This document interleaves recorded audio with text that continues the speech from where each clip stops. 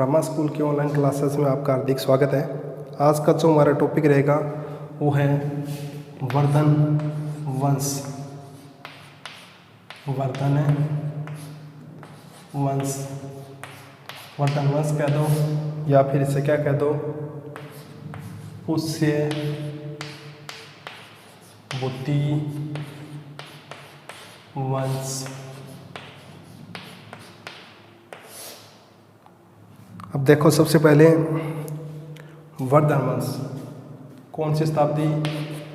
6ठी शताब्दी। 6ठी शताब्दी। स्थान का नाम थानेश्वर। थानेश्वर। सर थानेश्वर कहाँ है?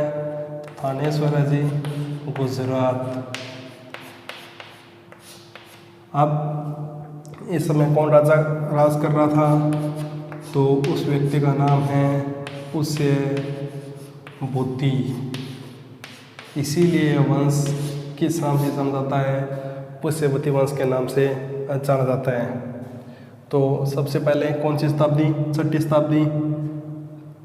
उस जगह थानेश्वर, वर्तमान में गुजरात। अब बात करें उस समय राज कौन कर रहा था? तो पुष्य बुद्धि, और इसी कारण इस वंश को पुष्य बुद्धि वंश के नाम से जाना जाता है। तो अब बात करते हैं, ये जो पुष्य बुद्धि था वो किसको मानता था? भगवान है शिव को। मतलब किसका उपासक है? शिव का उपासक। किसकी पूजा करता था? भगवान है शिव की। अब बात करें, जो पुष्य बुद्धि है उसके 3 पुत्र थे। कितने पुत्र? 3 पुत्र। पहले की बात करते हैं, उस व्यक्ति का नाम था प्रभाकर वर्धन। प्रभाकर वर्धन। दूसरा पुत्र था, उस पुत्र का नाम था राज्यवर्धन। राज्यवर्धन। तीसरे पुत्र का नाम हर्षवर्धन।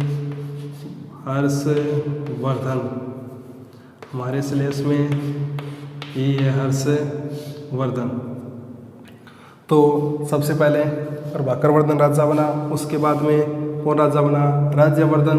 राज्यवर्धन के बाद में बारी आती है किसकी? हर्षवर्धन की।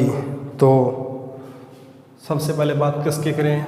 हर्षवर्धन। हर्षवर्धन। तो हर्षवर्धन जो है कब से कब तक रहता है? 606 से लेके 647 ईस्वी। ये इसका क्या है? शासनकाल। लगभग 40 वर्ष तक। कितने? 40 साल क्या किया था? शासन। अब बात करते हैं हर्ष। सबसे पहले शासनकाल 606 से लेकर 647 ईस्वी। कितने साल तक? 40 साल तक। जब यह गद्दी पर बैठा उस समय गौड़ शासक कौन है? गौड़ यानी बंगाल। बंगाल के राजा शशांक। क्या नाम है? शशांक। इसने क्या कर दी थी? राज्यवर्धन की हत्या। शशांक ने राज्यवर्धन की हत्या कर दी।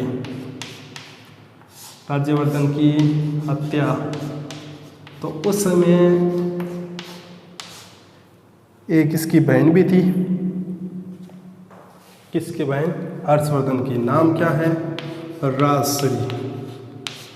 तो राजश्री जो इसकी बहन थी, छोटी बहन, वो क्या हुआ? अज्ञात स्थान पे चली जाती है उस समय। कहाँ पे? अज्ञात स्थान। अज्ञात स्थान जहाँ जिसकी जानकारी किसी को नहीं है वहाँ चली जाती है। तो गौड़ शासक राज्यवर्धन की हत्या कर देता है। उसके बाद में राजा बन जाता है और जो राजश्री है वो कहाँ? अज्ञात स्थान पे चली जाती है। उसके बाद में जो हर्ष है वो इसको ढूंढ निकालता है। किसको? ढूंढ निकालता है। ढूंढ निकाला किसको, अपनी बहन को, और उसके बाद में जो हर्ष है यह निसंतान था, मतलब इसके कोई भी संतान नहीं थी, निसंतान। तो हर्ष निसंतान है, मतलब ये पुष्यवती वंश 647 ईस्वी के बाद में क्या हो जाएगा, खत्म हो जाएगा, क्योंकि इनकी कोई संतान तो है नहीं। अब हर्ष जो है 620 ईस्वी के अंदर, 620 ईस्वी के अंदर पुलकेशियन द्वितीय के द्वारा नर्मदा नदी के तट पे खदेड़ा गया था, मतलब इसकी हार हो जाती है नर्मदा नदी के तट पर। वो बात है 620 ईस्वी की। अब ये क्या करता था, प्रत्येक 5 साल बाद, कितने, प्रत्येक 5 साल बाद, 5 वर्ष बाद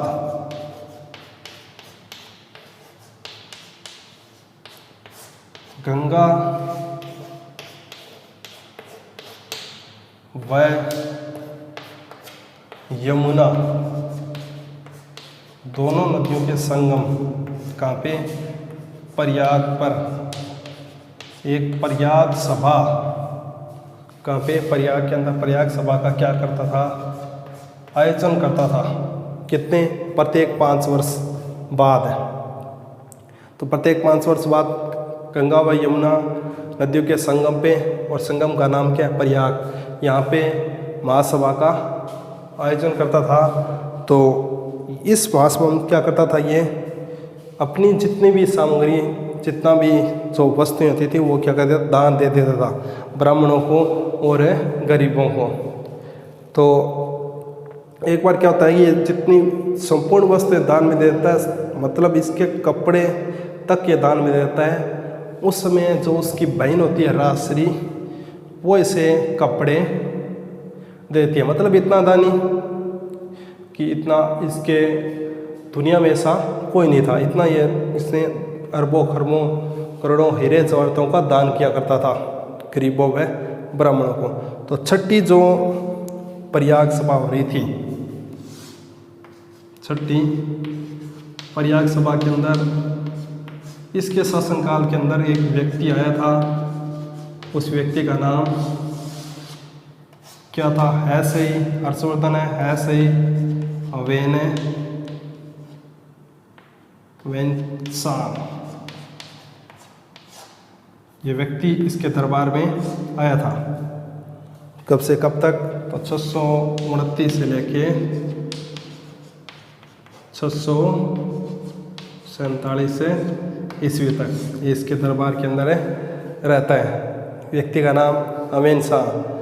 अब ये जो व्यक्ति है, इसे कई बार किताबों के अंदर यात्रियों का राजकुमार भी कहा जाता है, मतलब यात्रियों का राजकुमार। 12वीं क्लास में क्वेश्चन आया हुआ है, यात्रियों का राजकुमार 2018 के अंदर, यात्रियों का राजकुमार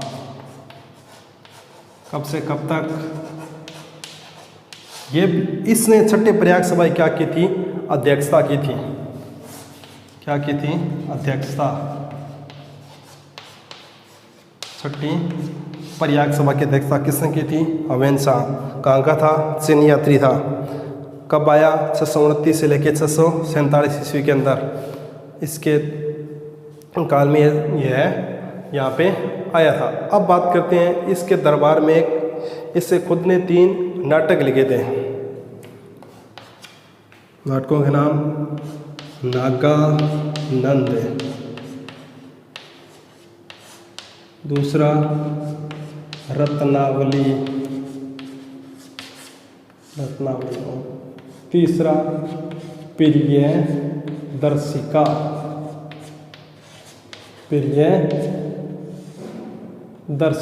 ये इसके 3 नाटक थे। किसके, खुद हर्षवर्धन के। अब इसके दरबार में एक दरबारी कवि था जिसका नाम है बाणभट्ट। क्या नाम मिलता है दरबारी कवि का, दरबारी कवि है, उसका नाम है बाणभट्ट। भट्ट, बाणभट्ट। अब बाणभट्ट ने भी 2 ग्रंथों की रचना की है। कौन कौन से? एक तो कौन सा? कादंबरी, और दूसरा हर्षचरित।